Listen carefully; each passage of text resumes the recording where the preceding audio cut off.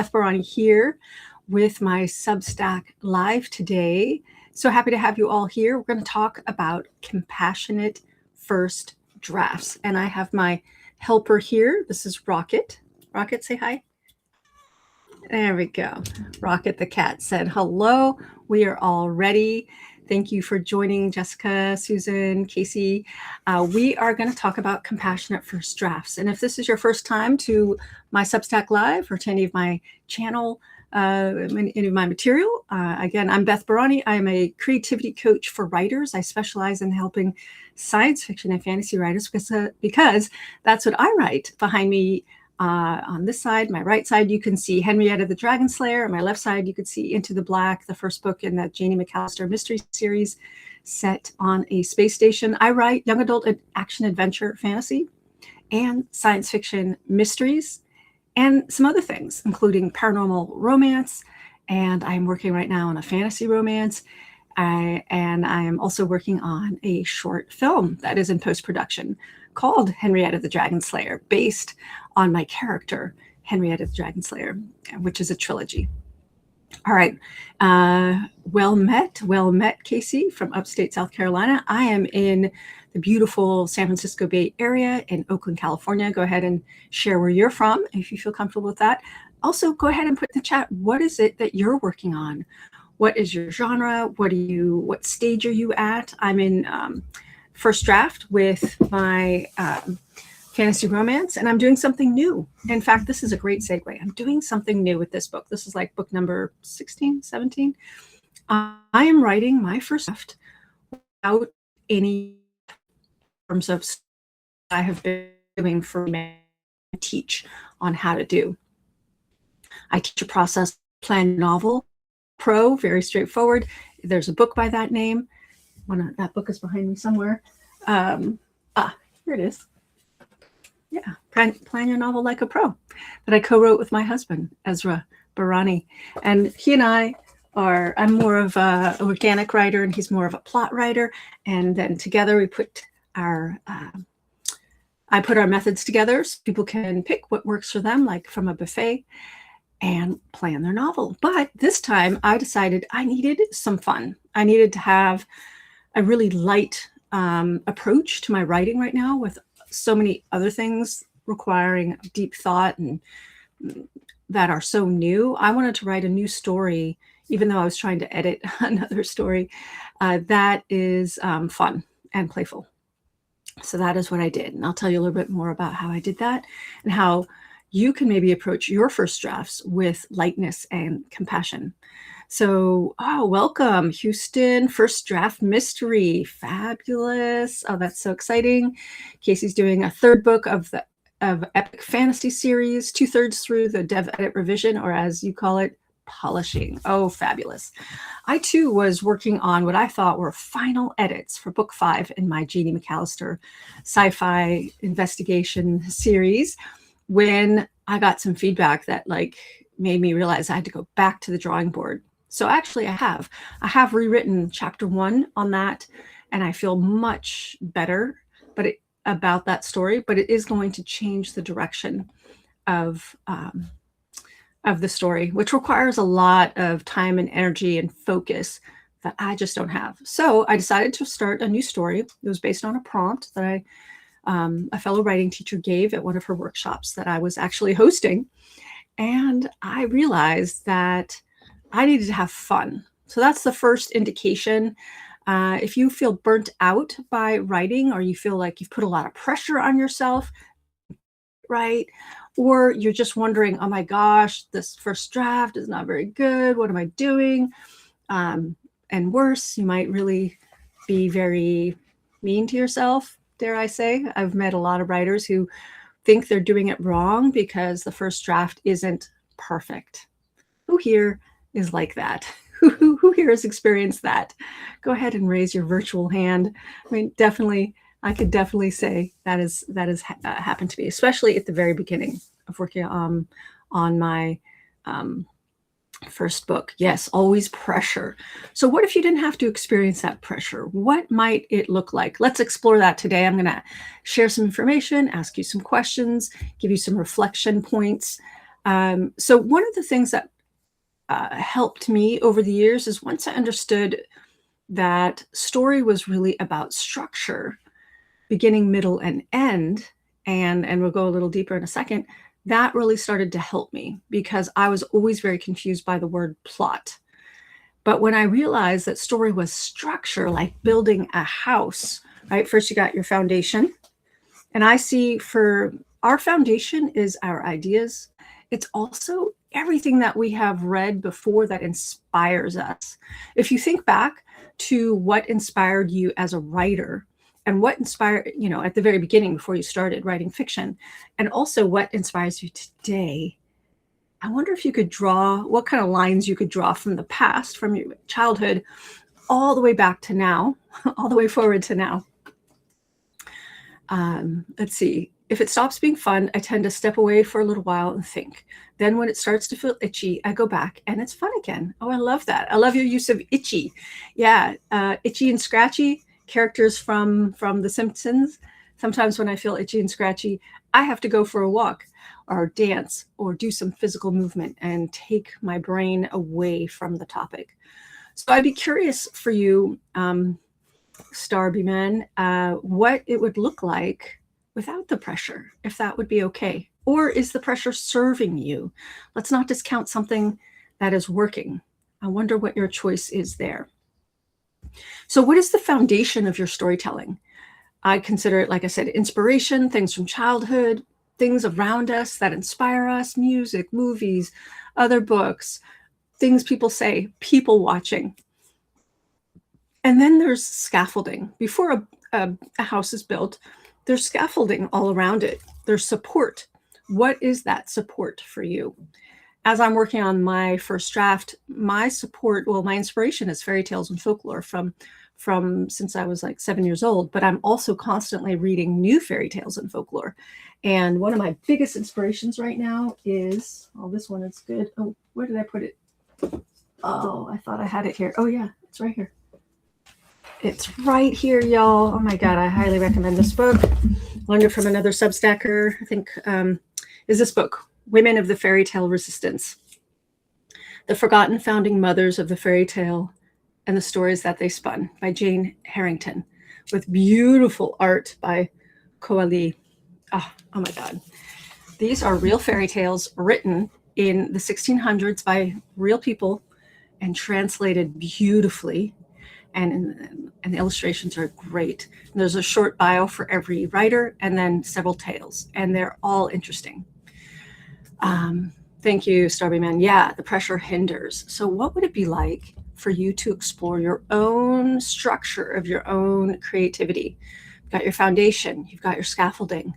And then when we are working on a story, are you allowing yourself to really take yourself to the edge? I call my Substack notes, Creativity Sparks Notes from the Edge, because I feel like we're adventurers of the spirit, of the soul, of life, of humanity. And part of, for me, what's joyful is going into exploration mode. So I wonder, what is joyful for you? What would be really fun for you in the stage you're at, whether it's first drafting, which is today's focus, or some other part of the writing process?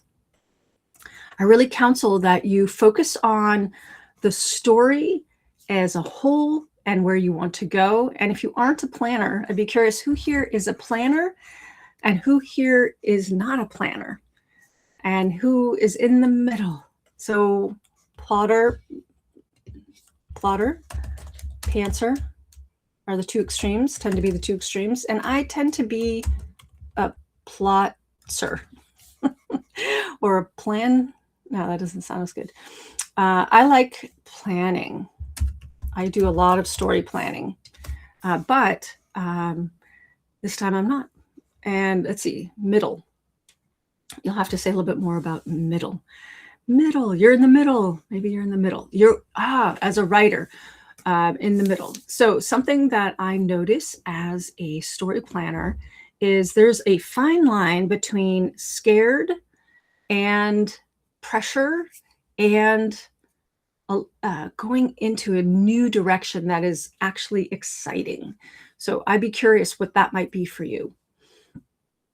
when you're writing your first draft, try and come from a place of curiosity. What are you curious about? That's the key question when you're writing. What are you curious about? It's all about writing that first draft. You can always fix it in the edits. It's all right. I think something that also can help you when you are thinking about stories is, what do beginnings look like? What do middles tend to look like? And what do ends tend to look like in the kinds of stories that you're writing? Do you have a clear idea of what those are for your story? I talk about that in my Plan Your Novel Like a Pro book. Did I just put it back? Yeah, I did. Okay. And actually, I was inspired by the story grid by Sean Coyne. And I've analyzed different genres. And I'm like, oh, look how, here are these types of beginnings for those types of stories. Here's, those types of middles and those types of ends. And it's really helpful to listen, to pay attention to that when you're studying other people's story. So what, in the stories that you love, that are like the one you're writing, what are the typical patterns of beginnings, middles, and ends? And how can that help you right now where you are in your story process? So, and then of course you could always subvert conventions. That's very fun to do. And I encourage you to do it. So for example, in the fantasy story I'm working on, I actually start with my main character getting out of a difficult situation, not getting into one, but getting out of one. She thinks she's scot-free. She just stole something, but actually pretty much right away, she gets confronted with the one that she stole from. Allergies, guys, allergies here. In Oakland, California. All right, I'm about halfway through. I want to know if there are any questions. What are your big challenges around starting a novel, around writing a first draft? I totally hear some Starvin Men talks about pressure. Yeah, there could be a lot of pressure. Where does that pressure come from? I'm curious. There's my question. What are you curious about? I'm curious about where that pressure comes from. I know for me personally, I experience pressure about the outcome of a project. I just went through a very big project, and I was very, very, I had a lot of pressure on me that I put on myself. And it was only till after the experience, and it was our boot camp, our creative entrepreneur, Find Your Creative Entrepreneur Niche boot camp, that I realized, oh, wow, I had really high, unrealistic expectations. And that was me putting pressure on myself. Yeah, pressure comes from self. Yes. I know what I intend for the ending, and where I am, where I start the fun is finding my way from there, tying it all together. Yeah.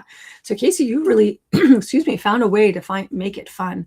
And I used to have, at the very beginning of my business 20 years ago, I used to have this saying, find the fun to get it done. That was like my first tagline in my writing business. So I encourage you, what is for you, Starvin Men? What is fun for you? Other folks who are here, what is fun for you in the writing process? And what are you curious about? Those are my two questions so far. All right. There's another aspect, there's another tension that we may put on ourselves, which is the first draft, in my opinion, is meant to be messy. It's meant to be full of errors of every which way, spelling, grammar, punctuation, everything. And in fact, I'm writing this book without concern. I usually am very concerned, but this time I decided, I don't want to put any pressure on myself. I don't want to put any expectations. I just want to have fun. So my very first draft, the very first iteration, we're not caring about any of those things. I cleaned it up when I shared the first few chapters with my critique group. Yeah, no problem. But the first draft, I'm really putting all my attention and focus on just trusting my instincts. Because I have written so many novels, and because I'm steeped in fairy tales, and I'm very inspired by this book, Women of the Fairy Tale Resistance by Jane Harrington. Very, very inspired. because the tales in here are not your traditional Disney tales. They're most of them I've never seen before. A few were ripped off and taken by later fairy tale writers and are familiar.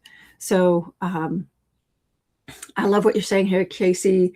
I'm retired. If it's not fun, why would I want to do it? LOL. Yeah. Well, I feel like that. I'm not retired, and I feel that way. If it's not fun, why do it? Life is short. Let's enjoy it.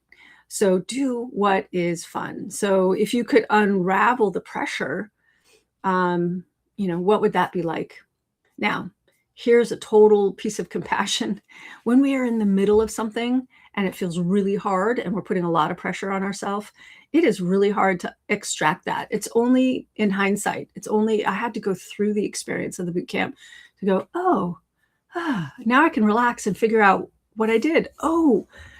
There's many, many good things. And I had really unrealistic expectations about how many people would join. And I thought, I'm sure lots of people would love this. And I know still in my heart, lots of people would love this, but we had small attendance. We had good attendance, but small. And so, okay, that was great learning. And in that particular case, it was a group effort. And I'm like, we could have all done some things differently. And I learned from that experience, and I'm looking forward to implementing it into the new form, whatever form that's going to be. When it comes to writing, it's only in finishing the first draft that you might discover, I was hoping it was going to be like one way, but it's actually another way. I'm not really sure where the pressure comes from. That would be a question. That's what I'm curious about. Where does the pressure come from? Meaning, what are you telling yourself that it has to be like? What is sometimes we put pressure on ourselves. I know with one of my early books, I thought it was supposed to be good enough to be measure up side by side with like an international best-selling author. And I finally, someone talked some sense into me, one of my critique partners, and she said, why are you beating your head against the wall? Because I was trying to get the book to be like someone else's book, someone else who was a very experienced and very successful novelist. And this was my second book. And so I realized that, I am trying to be like a PhD level writer when I'm still in kindergarten or first grade, because this was my second book. So I'm no longer in kindergarten. And I realized, I need to do what I love instead of trying to meet some kind of expectations. So when we're trying to meet our own expectations, I fall into this trap all the time. I ask myself, is this really mine? Is this really my expectation, or is this somebody else's? And when I find that it's really mine, sometimes I just got to keep rolling ahead until I get to the end. And I also know that while I'm in the middle of it, it's messy.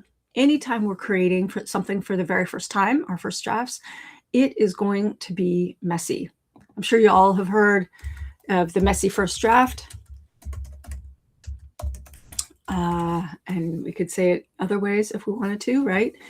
I really want to say there is actually a lot of joy in mess. And I think of how we are when we're small children and we create in a very messy way. And it's usually the adults around us are like, hooray, they drew a squiggle. So where is that part of you that can say, hooray, I wrote some sentences, and is not judging the fact that the quality of your sentence? Because, and here I am with my coaching hat on, there's a big difference between writing a first draft and editing. And really those two phases need to be separate. So how can you be in a play space where it's messy, chaotic, not meeting any kind of external standards of beauty, of like cleverness or polished or powerfulness or, oh my God, this is going to be a bestseller? No, let it just be a small, messy first draft. Just the way we let small children play and make a mess. We're not expecting them to be like adults. I hope not. Let us make mistakes. In fact, I was journaling this morning and I realized the sentence popped out of me. Why can't I just be allowed to make mistakes?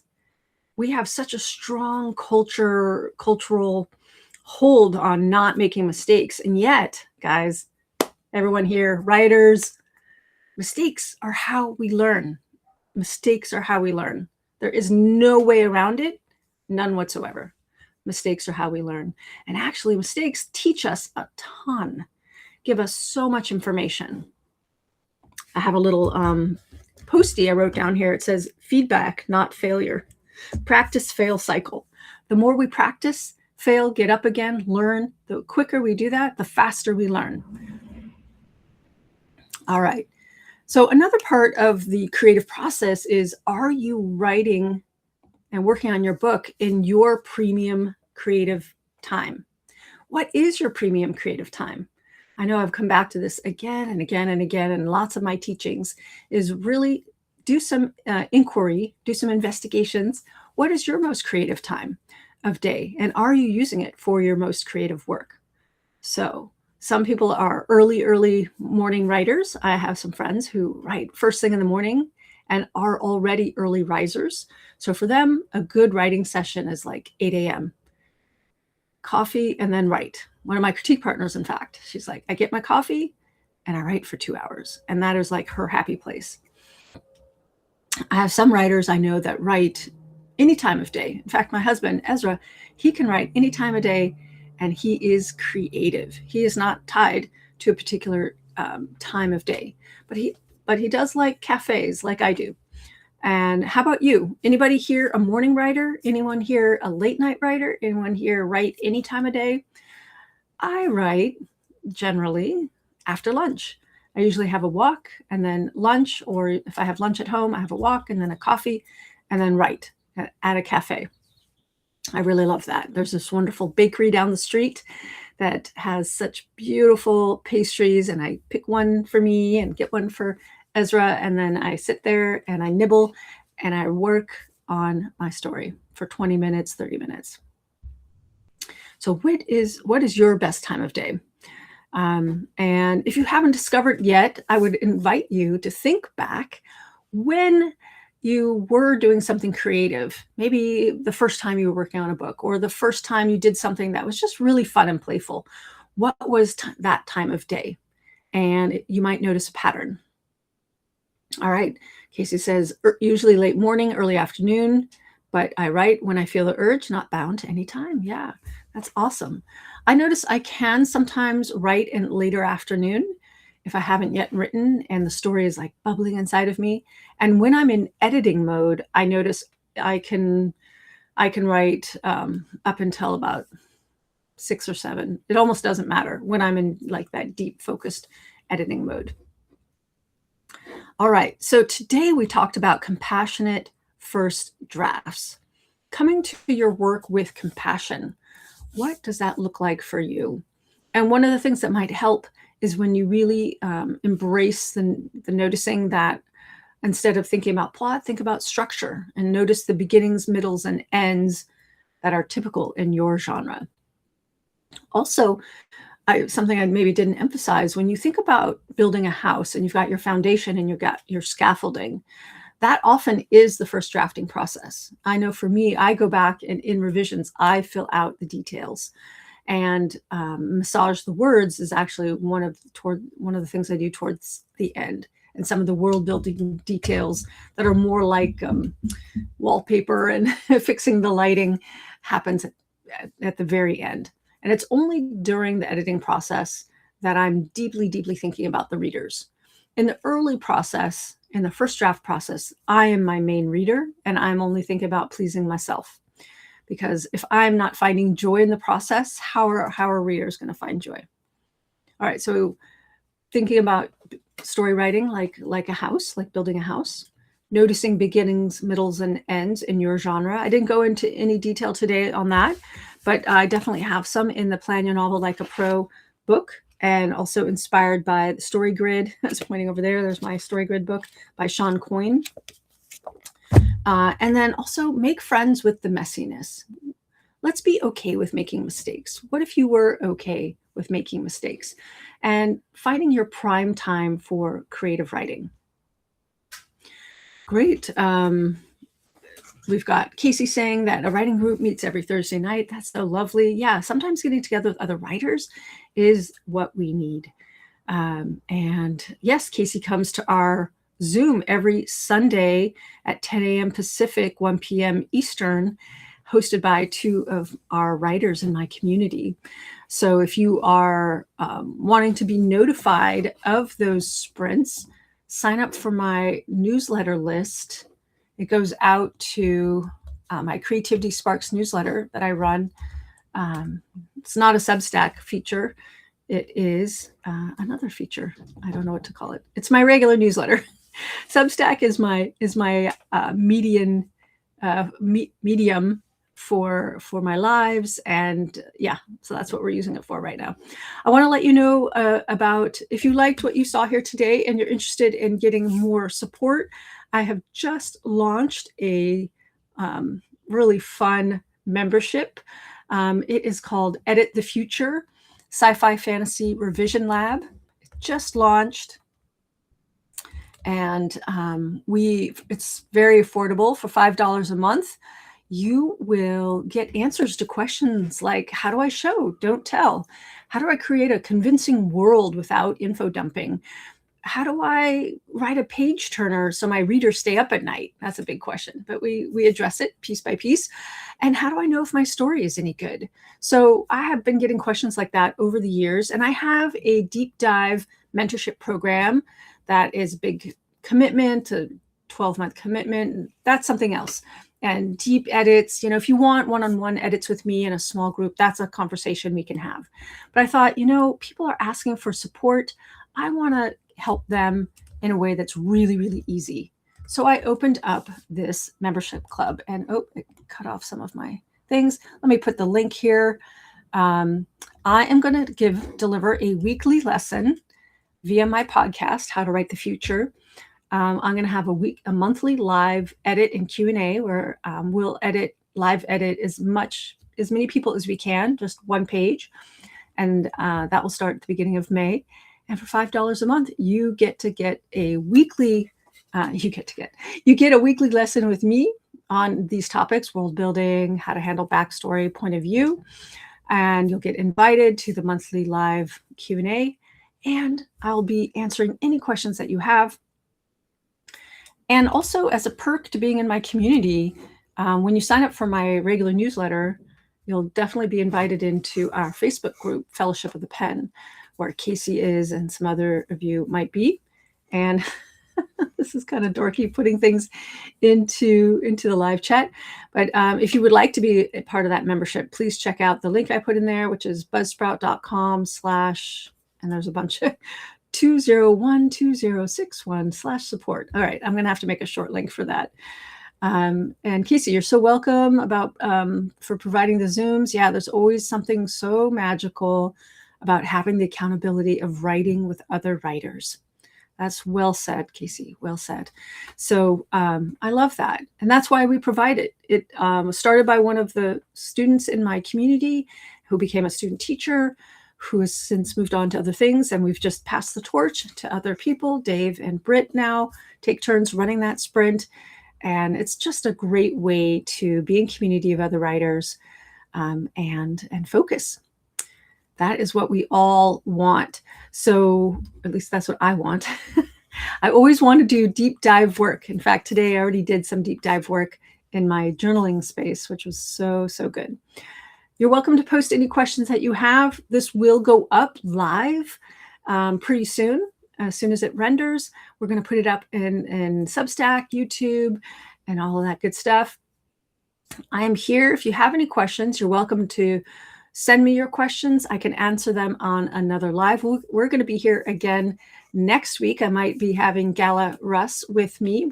She loves doing Substack Lives as well, where we will talk about whatever is next. In fact, I already know what is going to be the next topic, because I don't know, a careful watcher will notice that I tie my topics to the weekly podcast episode. In fact, today's podcast episode is called episode 198. It's called Beginning, Middle, End, and Mess. A short episode where I talk to you about the creative process. And here, I'm going to drop that link in the chat. It just dropped today. You're welcome to take a listen. Where is the links? Okay. Yes. So go ahead and enjoy today's episode on beginning, middles, and ends. I tie my Substack lives to my podcast because, it's fun. And I've already spent a lot of time working on this. Next week, we're going to talk about using divination cards to spark your stories, because I am a big fan of those and have been for many, many years. So you'll learn all about that in next week's live and next week's podcast. All right, everyone, thank you so much for coming to my live. It's so great to see you all here. And I hope some of you will join us in our Edit the Future Sci-Fi Fantasy Revision Lab. We're going to have a lot of fun. And I look forward to seeing you all there. All right. Thanks for all the hearts. Starbyman, you're so welcome. Thanks, everyone, for coming. Take care and happy writing, everyone.